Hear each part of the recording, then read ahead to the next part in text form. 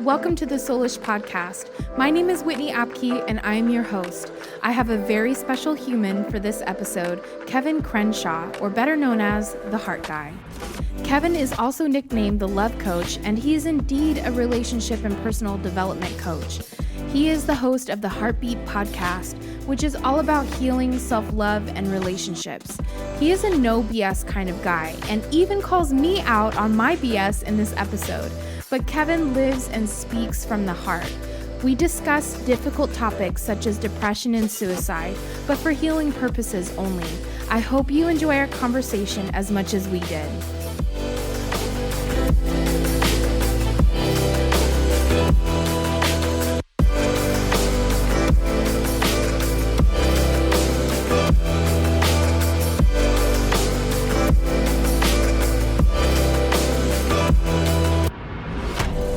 Awesome to meet you because I really love everything that you put out. I'm just really excited to have this conversation with you because I do feel that you're an expert as far as the heart goes and going through really difficult times and situations and heartbreak. And I'm sure you get a lot of people from all walks of life and from needing all kinds of needs. So I just really felt like your experience and the things that you've gone through really can resonate with the Soulish community. I just thought it would be really cool to talk about your journey and to talk about healing specifically, just because I know a lot of people struggle through that process, as you know as well, being the love coach.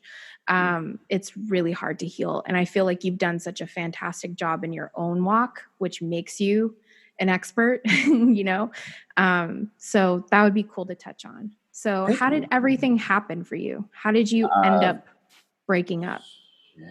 I mean, let me give you we're going to fly by my entire life real quick. So when my mom finally conceived me, because my parents tried for years, 2 months in, I think it was 2 months in or 2 weeks in, can't remember, but they stopped hearing a heartbeat. I guess it's 2 months. And so they thought I died. They were going to clean me out. Then that appointment, like they checked again, and they're not supposed to, but they checked just because, and they found a heartbeat. And they were like, holy shit, you're still alive.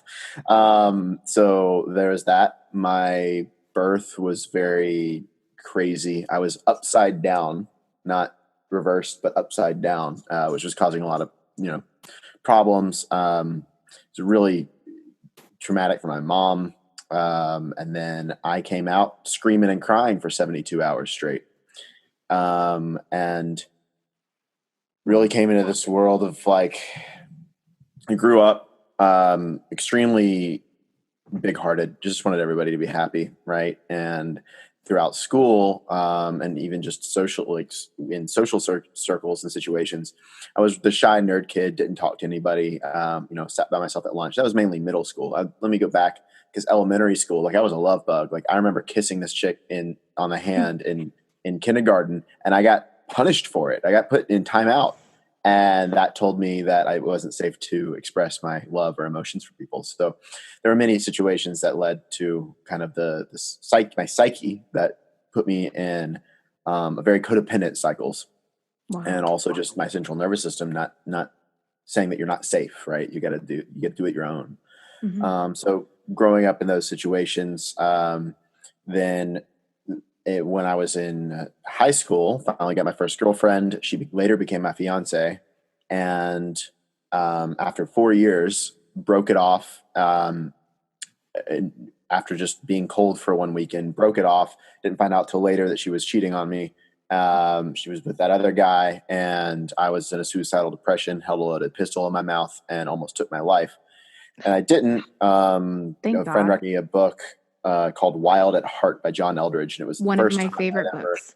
It was the first time I'd ever done, knew anything about masculine and feminine energy. And I devoured that book, was able to kind of move on very fast from that relationship. And then kind of did what most people do. I was in a codependent cycle, and I was trying to break it by willpower. And it just wasn't working. So that led me to essentially 5 more years of relationships of me chasing women, not loving myself, striving to prove. I was in the fitness industry, right? So I went from the shy nerd kid to fitness instructor. And, that was my life. I dropped out of college because I recognized I'm just in college because I want my mom to be happy. Like, this isn't for me. Started my own fitness business online, and in that time is when I moved to Dallas, Texas, and was homeless for 6 months, sleeping out of my car. Then realized, what the fuck are you doing? Like, get over yourself, get a job. So I got 4 jobs because I'm an overachiever, and worked myself to the bone. I'm talking 19-hour days, sleeping 4 hours a night, 7 days a week for 2 months straight. And if you kind of get a theme for my life, there's this theme of, I went through some trauma, but it's not, and it wasn't abuse. It was more so neglect in some ways, and it was bullying in some ways. And so it was this, if you look at it from the central nervous system, I'm not safe. And trauma survivors go to one or two things. So there's 3, but they do mainly 1 or 2 things. They think that, okay, this is how it's supposed to be, and I'm not enough, so I'm going to be enough. And then they become abusers themselves. Or they are so pure hearted that they can't bring themselves to abuse anybody else, and they flip it internally. And so we beat ourselves up, and we have super loud inner critics, and we put ourselves in situations that repeat the past. And this is your soul's karmically trying to learn the lesson. We go through the past experience, and we create it again in the future, whether it's financial or relational, almost at the shot of redemption of like, cool, now I'm finally going to get their attention. I'm finally going to be enough. I'm going to prove it this time. And this is very on a deep subconscious level, right? So, it was in another relationship there. That's when I started really diving into personal development, working on myself, but it wasn't really healing. Nothing was changing. I was making a bunch of lateral shifts, and I was feeling better, but the core root stuff was still there. I still didn't love myself, and I was still codependent. And then I left the world to be nomadic, traveled around, realized I don't want to be in the gym all day. Like, there's more to life than the gym. So I was like, I just want to, I'm all about heart. And that was a theme that I said in my group fitness classes, like, put some heart into it. So I'm like, just be the heart guy. Let's do that. That sounds cool. And I didn't even know what I was doing. And then I started a podcast. We talked about masculine and feminine energy on one episode, and it went bonkers, and everybody was asking me questions. So I was like, okay, dating and relationship coach, like, let's do that. And then I really realized some of my own patterns just from questions that people were asking me. And the advice that I was giving them, I was like, shit, this isn't like a, what do I do problem? This is, who am I problem? And then it transitioned more into healing. I dove in, did my inner work, and it brought me to brink of suicide 3 times in 2019. It was psychotic in July 2020, full on psychotic, and getting grips on that. Now I'm in a space where I'm really letting go some deep patterning in my central nervous system around anxiety and just feeling not safe. And I'm actually coming to a place to allow myself in that regard. Like, because, I'd lay down and relax or breathe and down regulate, but my body was so tense that me relaxing back then I would be tensing up right now. Like, I'm just really diving deep in that grounding, centering, connecting to all sides of myself. I've done a lot of work with emotional intelligence, spirituality, mindset, you can name it. But so that's led me to a point where, last year, one of the reasons I was suicidal was I was $150,000 in debt, but basically overnight. I'm trying to help so many other people, and I wasn't watching over my own finances. And I was like, what the fuck are you doing, dude? And that was a slap in the face I needed, So I'm in this space now where I really feel like I'm coming out of the other side of things in a really amazing way. And that's the third response to trauma, is really being a soul warrior, a heart warrior, if you will, and digging in, doing the work with yourself. Having pain, but not being tainted by pain, and coming out the other side to bring social, economical, sociological justice to the world from just what you do. That's, Gandhi, Buddha, all the other people. And I just feel I'm doing that in my own way right now. And I honestly, to God, feel like I'm just getting started. I mean, I know that you went on that rant like, oh my God, you're so amazing. But I'm just like, Yeah, and I've helped at this point tens of thousands of people in what Right. I'm doing now, more than that when I was in the fitness industries, and I'm just like, I don't feel like that was even me. I'm such a different person now. And I'm even such a different person than I was a month ago. Because a month ago I was living in LA, an amazing apartment, loved my life. And I sold my apartment or cut my lease, I should say, sold all my things, packed up a backpack. I'm nomadic again. I got an intuitive hit to get in nature. And I'm like, okay, I'm just so trusting to that voice now. Starting a nonprofit to end domestic violence. And that's going absolutely amazing. There's other projects in the works. It's like, I'm just singing my song now as an artistic visionary. I mean, before it was, would always have to have so much going on to feel like enough. Because if there was Mm-hmm. quiet, if there was stillness, if there was space, I didn't feel enough and I felt scared. And so I had to either do something or whatever to fill that space. And now it's just creating lots of space. And this is what's artistically coming through me. Mm-hmm. So I'm connecting more with myself in that way. And, I've been speaking about my journey and I hope it resonates with you and other people. But my work will deepen, especially even as I deepen. A lot more men have been reaching out to me, which is dope. So it is going to evolve. Like I do want to do more men's work. I've done it in the past, and it's always it's ringing a different chord now. So that's fun, and yeah, there's so many other projects in the works, but that's kind of where we're at today. We just sped by my life. You know what's so cool about your journey, and thank you so much for sharing, is that you have authority in whatever you've overcome. And I think Mm, that's like the quote for you where you are right now. It's not so much what you've done, it's who you are and what you've overcome. And if you have authority in those things such as depression, suicide, heartbreak, going through all of those things, living a life in debt and getting out of it and overcoming that, and even living homeless and dealing with anxiety and fear and all of those things that you've overcome and still are overcoming at other levels or deeper yeah. levels, you then have authority to speak into other people's lives and to help them get free. And there's no better way than to live your life like that. And everybody can do that. Yeah, it's a different level because it comes from understanding, and that was Mm-hmm. one of the biggest things that I did, and that I recognized when I kind of transitioned as the heart guy and was from the fitness industry, and then was doing like love and relationship coaching, and I was like, I'm single and I'm not dating right now. I'm not in a relationship. I can't be telling other people what to do. I want to stay in integrity. So that's when I kind of went towards self love and healing, right? And Mm-hmm. it'll grow, it'll diversify, and sure as fuck, I'm going to help people in their relationships, down the road. And that's a big calling of mine. Having that inner integrity within yourself, to everybody listening, if you're helping other people, is so key. That's just where you're operating right now. It's really important. And I'll Mm-hmm. say too, like, because it gives you an understanding for what they're going through. You're not thinking logically. You're just speaking from the heart because you've lived it.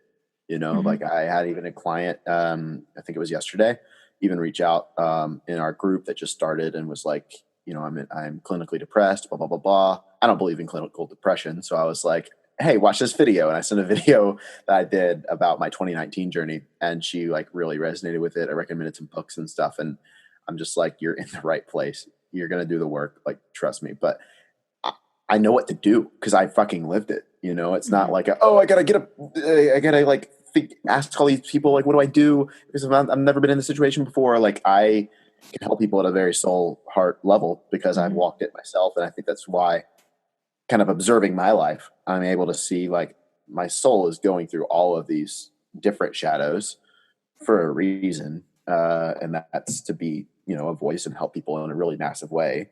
I've even since I was a kid, I've always been a leader. Like in the playground, I was, a leader, Mm-hmm. and it's just what's going to happen. I'm going to help the world in a really big way. And I feel like I'm just now getting started. I really wanted to talk also about healing and like, because I've struggled with depression. I've been clinically depressed, quote unquote. But I basically tested off of the Richter scale maybe like 5 or 6 years ago. And I've actually really struggled with suicide to the point where I felt like I can't drive a car and I can't go outside because there's a pool. And I would just literally feel like the visions of committing suicide would just overrule my mind. And there was so much pull towards doing that, ending it, because I don't add value to myself. I don't add value to my family. I don't add value to anyone. And so it was the most attractive thing. Like, I don't even know how to describe it, but I just remember the pull. And I remember finally telling my mom, like, I need you to like either like talk to God or like something, someone do something, because like something needs to happen, because I feel like I'm losing control even though I'm trying to keep it all together. So I know how big of a struggle that can be, and I just wanted to hear like how you overcame that struggle with There's a depression and lot. suicide. Yeah. Let me speak on depression first because it's easier. Yeah. You were even saying it. You were saying, like, just paying attention to your words. You were saying you were trying to keep it together. Mm-hmm. What the fuck does that even mean? Suppress your emotions? Yeah. No. Suppress your thoughts, your emotions. It's because of this societal conditioning that we have around emotions being good or bad. There's good emotions and there's bad emotions, and you're only supposed to feel the good emotions. The bad emotions mean you're a bad person.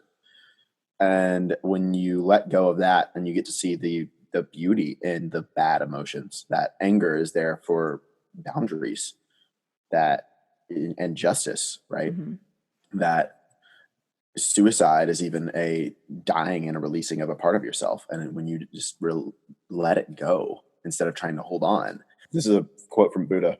Suffering is discomfort multiplied by resistance.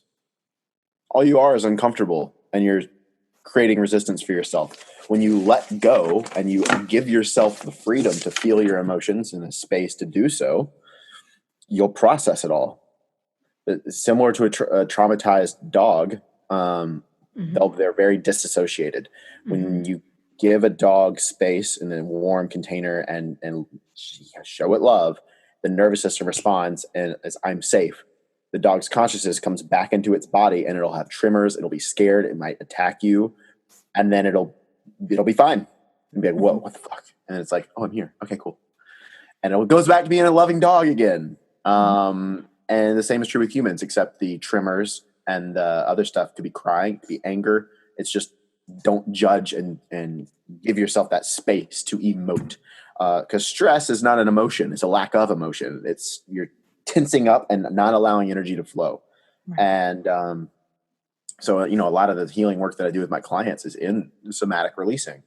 And you couple that with also the mindset of like personal development stuff, because how you hold something, how you carry something matters. There's a C.S. Lewis quote that is, it's not the load that breaks a man down, it's the way he carries it.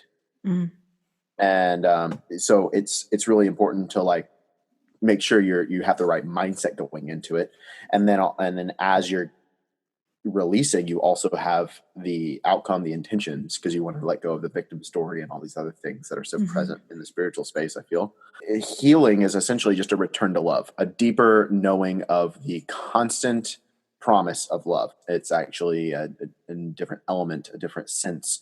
Because love is everywhere. It's not just in relationships. Right. It's how you relate to yourself, how you relate to your dog, how you relate to your kids, how you relate to your spouse, how you relate to your friends, how you relate to nature. It's a relational constant state that you can show up in. And also love is just the constant truth of isness and everything in reality. But it's also the force of progression. Yeah. And recognizing that everything is progression, even if there's degression. Because everything happens for you, not to you. Right. So when you let go of those victim stories, you get to see, whoa, this is, everything works out. Even if it's not working out, doesn't mean it's not working out. Right. It may not be what you're immediately seeing and experiencing. Exactly. Even seeing in hindsight with the relationships, right? You with your breakup, you see it now, but we can't connect the dots looking forward. Mm-hmm. I think being uncomfortable with the unknown. I'm really comfortable with the unknown. I thrive on it, actually. And I think that's Really? probably why I've gotten out of the other side. I fell in love with the unknown instead of fighting it. Yeah. I think I'm still in that process. Yeah. You know, and this is how I did it. My certainty, my security, my safety doesn't come from my finances. It doesn't come from my relationships. It doesn't come from my physical location. It doesn't even come from my physical body and my health. Those Mm-hmm. things help, and they create a magnifier for my inherent safety, security. My inherent safety and security is placed on who I am as a person, my perspectives, my resourcefulness, my wisdom, how I'm, in alignment with God, like all of these things. Mm-hmm. And when you make that shift and focus on the internal and rest your sense of security there, you're able to, I call it getting out of the grid, or you could say 5D consciousness, whatever you want to say, but you're able to kind of evolve and let go of the material, even the relationships and other things. You become a master of letting go, and actually being more is in letting go, not getting more. That's basically summing up depression. Do you think suicide is basically directly linked? When you're in a suicidal state, it's kind of like, what's the point? And it's waking up. You're seeing like, what's the point? Nothing is okay, but everything's okay. And if everything is, it's so confusing. You're like, what's the point? But when you're in that space, and especially with taking your own life, there's some viewpoints that you're being really selfish. You're not thinking about other people. Right. That love that you feel for other people will pull you out of it. That's what pulled me out of it the last time. I was in debt. I owed people money. I said I was going to get it to them, and I'm going through 6 months of deadlines with money and making that happen. And then something felt like a client was supposed to pay me, didn't go through, and I now am out of integrity in my word, and threw me over the edge after so much stress and depression over months. And I looked at the whiteboard, and all the people that I owed money to were really close friends of mine. I'm like, well, fuck, if I do this, they're not going to get their money, and I care about them. And I'm like, but then I was like, damn, if I do this, they'll be sad. Like, they don't want this to happen to me. That was what kickstarted me into pulling myself out of it. And here's another thing: if you're depressed or you're suicidal, most of the time I went out of as far away from this space as possible, instead of the healing progression of neutralizing everything. Take off the lens of good and bad for a second and just observe. You see everything, cool. It's not good or bad. It's just, this is where we're at. And then you're able to bring conscious awareness to it, and decide where to move forward. But even just setting up the expectations that the goal, if you're suicidal or depressed, is not to be over the moon happy. Right. The goal is to be content. Then the goal is to be creative. Then the goal is to enjoy being in the creative flow. It's a progression. And a lot of people just try to shoot for the moon, and I'm doing all this stuff, it's not working, and feel like a failure. And it's like, that's the stuff that helped me. It was perspective of my loved ones. Because a thing that's very present with suicide is a victim story. And it was with me. I was suicidal 3 times in my life, and every single time I was thinking about me, and it was a victim story. Now looking back at it, poor me. And listen, here's the thing. I don't want to be hard ass on you guys. Like, if anybody's tuning in and you're like, well, what the fuck? I'm not being a victim. It's not a conscious decision. When you are an infant and you learn what you are and what love is, an instant, you won't even probably remember it. But we learn association to how we get attention and how we get love. Maybe you made your parents laugh and they started showing you more attention, and so you became a jokester. Maybe you actually started walking, and then they started rewarding you, and you became an achiever. Or maybe you fell and hurt your head, and then they finally came and to your aid and to give you love and support. And you linked in that moment that if I have pain, I get love. And then you created a victim story. And this is so subconscious, but that's what your psyche is doing. I don't feel like I'm loved, so let me create a massive amount of pain so I can connect with it, so somebody can come save me, or so that somebody can give me attention. But you're really just sabotaging your own self, and it's the only thing that you know how. So you can't beat yourself up for it either. That's on a very deep level. Your subconscious doesn't have language, so it's just running its pattern of what it learned when you were born. And so consciousness and awareness, you can actually break that cycle. And there's so many different healing modalities. But again, like I was talking before, with the somatic releasing, you also need to have the right perspective and mindset through it all. And that's a big one, of recognizing that this isn't your fault. And, but if that's what you have, call a spade, and don't neglect it. That's a huge breaking point and breakthrough moment to recognize the links to things within you that maybe you didn't realize why you automatically have that reaction to something someone says or something that happens in your life, and you realize where it comes from. I think inner work and shadow work can really help you with that too. I'm not huge on the woo-woo-ness of spirituality. I'm kind of more of that person of I like the mechanics of things, but sometimes there's moments in your life that things happen that you can't explain, but it just happens. Either an energy flows through you, or you have what they call an enlightenment, an awakening moment where all of a sudden you see something completely different in your life. And so that's a breakthrough aha moment, as Oprah coins, that you realize you see truth, you see reality, you're awakened to how you've been living your life and thinking and feeling about yourself, and the conversation you've been having with yourself, which is huge, right? And so I think it's interesting because I never saw myself as neglecting myself in that sense with depression, but I realized that I was hugely neglecting my feelings. And also I was such a people pleaser that I was putting myself out there again and again because I ultimately wanted acceptance and love more than anything, but I was doing it at my own expense and was just running myself into the ground with trying to get approval, right, from either my family or other people. So I can totally relate with that experience. And I'm sure a lot of other people can that are listening, because I think it's just something that we all go through. It may look different for other people, but it's something that's kind of universal, that you can go through, even if you're not technically suicidal, right? Or super, super depressed, but it can be something that you go through that either hinders you in your journey and either your growth process, your development, or even what you end up doing and how you value and see yourself and value others and see other people and relate. Hey, it's me. I just wanted to let you guys know that I am a certified life coach, and I have been coaching and mentoring people for over a decade now.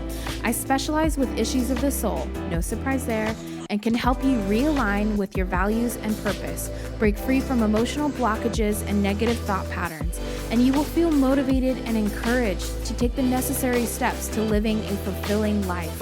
My clients are people just like you who want to have connected and positive relationships with their friends, family, and significant others, break free from addictions and bad habits, heal emotional issues and trauma, and experience spiritual breakthrough and energetic healing. Because as we go through life, we encounter challenges and hardships, and sometimes we need someone to help us keep going or to make adjustments that enable us to overcome and grow, and most of all, enjoy our life.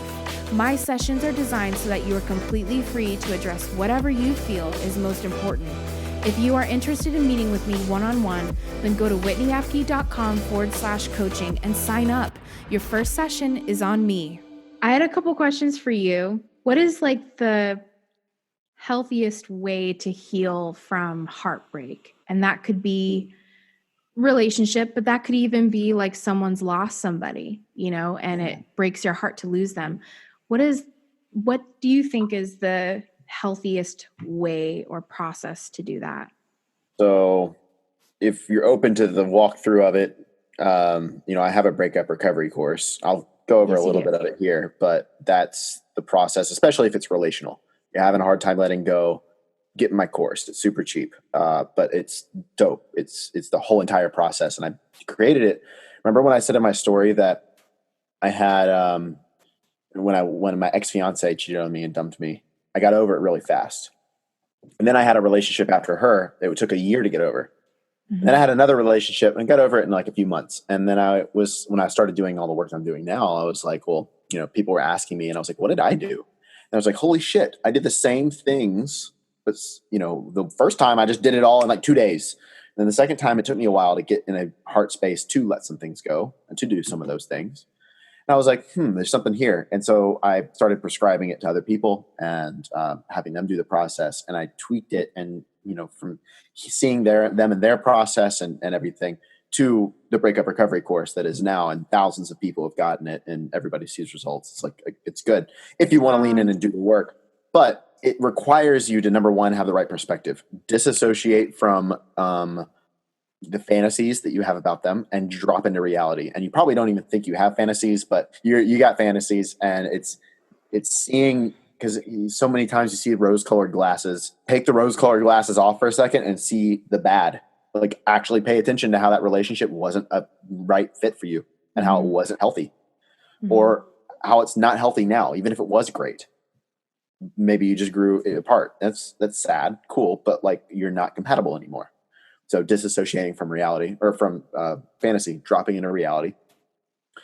And then allowing yourself space to grieve it is really important. We addressed shame, blame, and guilt. So it's really important. Like, because shame is I am bad.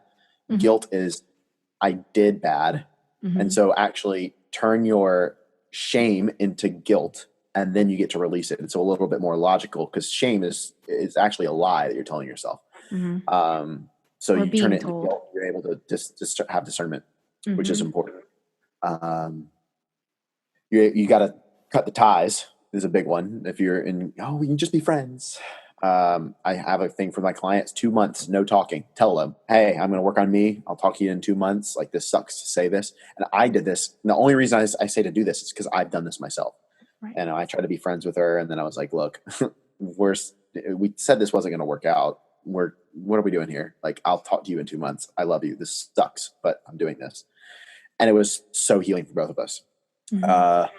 And then another process is forgiveness. But so many times, especially in the spiritual community, it's like, oh, I forgive them. And you do the whole prayer hands and you forgive the single individual, but then you overgeneralize an entire population, whether it's their race or gender or age or whatever.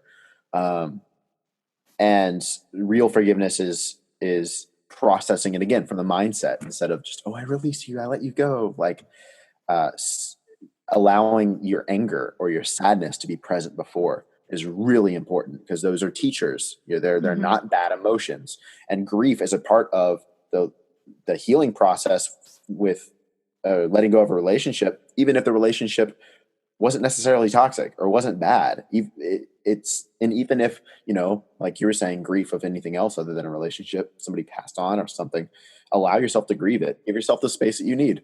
Just don't, you want to dip into your feelings and fully allow yourself to emote it. Give yourself the time and the space, like a vacation almost, to just go all out. Have a pity party, cry like a baby while you're watching soap operas and chugging ice cream. Like, do your thing, all out. And then give yourself a time limit with it. Cool, I'm gonna dive into this. And then, in 3 days, I'm gonna pick it back up. You need to honor yourself, because you might be pissed. You might be sad. Honor it instead of shoving it away or going out with your friends and drinking to distract, or going into the next relationship to distract yourself. I'm not saying that those things are bad. They're needed vices sometimes.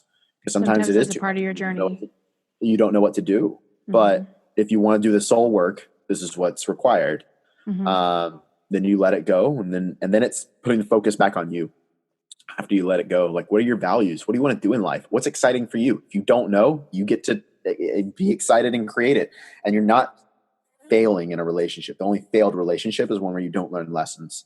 And you're never starting from ground zero, or you're never starting fresh. It's a new perspective. And that's the biggest thing that's going to help you actually heal and take things moving forward, because you're still alive. And let's face reality, we can't bend the past. what are you going to do? And something that helped me, and I don't recommend this if you're in a suicidal state, but something that helped me was I went to a graveyard the very next day, and I walked around and I was like, I'm going to die one day. What the fuck are you doing in depressed suicidal state? Like, I got to enjoy this. And the very next day after that had one of the most insanely amazing days of my life, because I let go of the fear of the future, and I let go of like anxiety or the being depressed about the past. And I was fully present in the moment, and awake with all of my senses. I was seeing everything, like hearing all the different sounds. We had amazing food, and I was like really sitting with the taste of everything. I was sitting with like what touch and like hugging my friends, and really waking up to the preciousness of everything, and waking up my senses and dropping back into my body. And that, again, is a part of the healing process. So you can be here now. It's all perfect. Yeah. It'll all work out, present. even if it's not working out. Yes, exactly. Yeah. So you can be present. And again, healing is a return to love. So it's return back to the present promise. I had a question that came up as you were talking about like the ties and taking time to release the ties.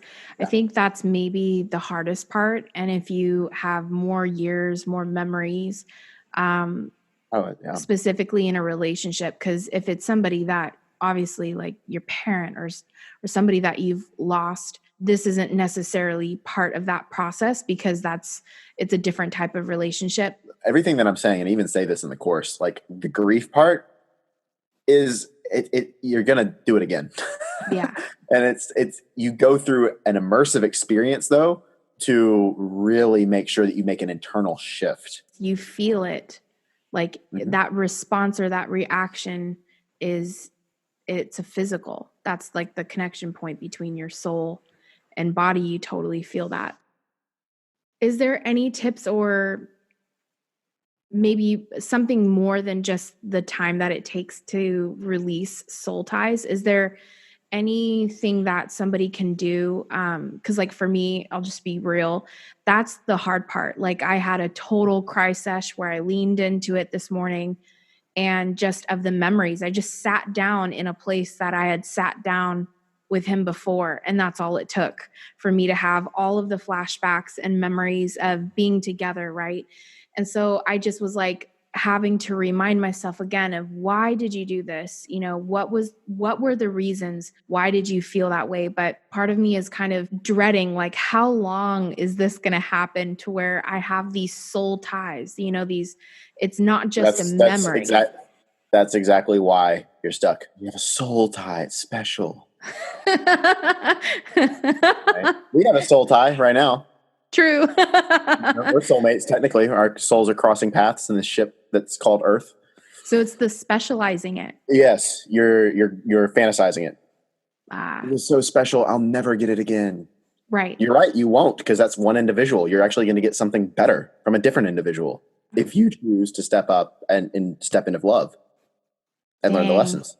Mic drop. Seriously, Kevin. It's the whole, I just lost it. Like that was my one shot. There's 7 billion people in the world, trillion, however many, like. Gosh, it's that same belief, that same fear in a different costume. Mm-hmm. Yeah. So, the techniques, there's so many, and the stuff that I do it's important to have the right mindset carrying it. So seeing reality and then go through the process. A lot of people just jump to the process, but they still hold on in their head.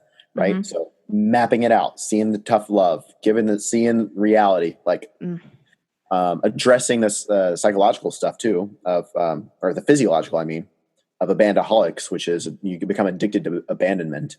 I talked about this in my free ebook, but it was like you basically you get abandoned, and then it's familiar. So your body releases all these hormones, and you get dopamine and everything else, and you get addicted to that rush, and then you create patterns where you're abandoning yourself, or other people abandon you or neglect you, and it becomes a high that you chase, whether in your own memory or in new relationships. And so it's literally like breaking like an alcohol addiction. It's a chemical addiction in your body that you're releasing. So there's so much more at work here, and this is why I approach things. You've heard me talk about the spiritual side, the mindset, even a lot about the body. You have to address all of them when you're making a shift, you can't just address one, or you're doing yourself a disservice, and you're going to get frustrated because you're stuck in a cycle. You're doing all the things that you're supposed to be doing in that one realm, and you're not addressing the other 2/3 of your being. And like you said, like for you, your first major breakup with your ex-fiance, that took you a certain amount of time. Then your next relationship took you a certain amount of time, and then the next one. So it's not that you necessarily perfected the process. It's that you allowed yourself to be present in the process, or more present each time. First time I slapped myself in the face and got real. I got out of my fantasy story. The second time I was still in it for a really long time. And then I just started beating myself up. I was over it, but I was still beating myself up. Right. And then I recognized again, I was in a fantasy. And then I didn't have the tools that I have now. I didn't have the understanding I had now. So it was now looking back, I'm like, wow, that's why it worked. And it took me a week to get over my ex-fiance because I saw the truth so hard and I just accepted it. Do you think that had to do because that was a violation, whereas the next relationship wasn't necessarily like a violation? Probably. Yeah.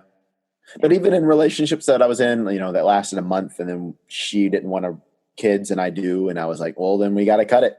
And literally, like, we ended the relationship, or I ended the relationship, even though we were madly in love with each other, because there was a non-negotiable there. And that sucked, but that's the right thing to do. Yeah. And it's like, oh, well, that's okay. Maybe one day they'll change their mind. Like, no, drop into reality. You're not compatible. That doesn't say anything about you or your worthiness or their worthiness. You're just not compatible. See that fact. But again, we have a lot of conditioning around love and relationships and what it's supposed to look like from movies and TV and everything. Yeah. Even like the Bible, because I grew up Christian. So it was like, well, but love is patient and love is kind and love keeps no record of wrongs and it's long suffering. It never fails. So I'm like, I'm going against everything I believe about love and what love is. And that's why I've been in this long, because I never wanted to give up on him. And I never. You're just redefining love. Because I have to love myself first. And if something isn't serving me, and that's in any part of my life, if something isn't serving me, I cannot do that to myself. It's nothing about him. It's everything about me. And that feels selfish. Love in a loving relationship, everybody feels seen. Everybody's needs are met. Everybody's heard. Both people are honored. And the relationship itself is honored. Again, love is not a feeling. I don't know if I've ever experienced that. Well, then you get to do it within yourself and create that reality. And then you'll vibrate to a different frequency and the right person will come. But so many people just go to, okay, cool, I got to find that person. And then they go on a scavenger hunt. And it's not where are all the good men? We're not on an island hiding out from you guys. It's a frequency thing. Yeah. Because if you have a subconscious belief that all men are cheaters or that you're just going to get hurt in another relationship, you're going to seek that out as your reality on a very subconscious level because your brain wants to be right. That's it. So all men are cheaters. You're going to get with the cheater. All relationships suck and I'm going to get hurt. You're going to get with the person that you know is eventually going to hurt you. You won't operate outside of that belief system. You're just not going to. Because they're going to be out of your league, or you'll find something and give yourself a logical reason as to why the healthy relationship is not the right one. It's not their passion or whatever it is. What are your subconscious beliefs about it all? Yeah.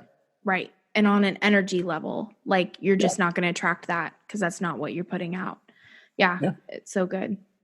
Just to wrap this up, I think what you've experienced in your life is freedom. Freedom from everything that you've dealt with, walked through. You're stepping out into the unknown in a way that you haven't ever done before, and living really in a free state. And so I just wanted to ask you, what does freedom ultimately look like for you? And how do you think we can visualize that and step into that ourselves? So freedom in terms of the dictionary is defined as the power or right to act, speak, or think as one wants without hindrance or restraint. So it's removing all of your own restraints and hindrances of you acting, speaking, thinking how you want. It's internal freedom, right? Because sure, there's going to be the restrictions of like the resources or the government and these other things. We can solve, we can break through that. It's kind of happening right now in the world. But true, real freedom is expressing yourself 100%, your real self, might I say that, and all of your truth without holding yourself back, without judgment of yourself, taking the pressure off of yourself and allowing your truth to live and seeing that. That's what freedom is. Awesome. Kevin, thank you so much. Thank you. Thank you. Well, this was fun, and I hope that you got all of those little nuggets Kevin just dropped. To get to know more about Kevin, or if you want to download his free ebook on overthinking, which is super good, or to dive into his in-depth breakup recovery course, go to theheartguy.com. Soulish is not only a podcast, but a community where we can relate to each other and support each other in our soul journeys. Follow us on Instagram and Facebook at I Am Soulish. I can't wait to connect with you there.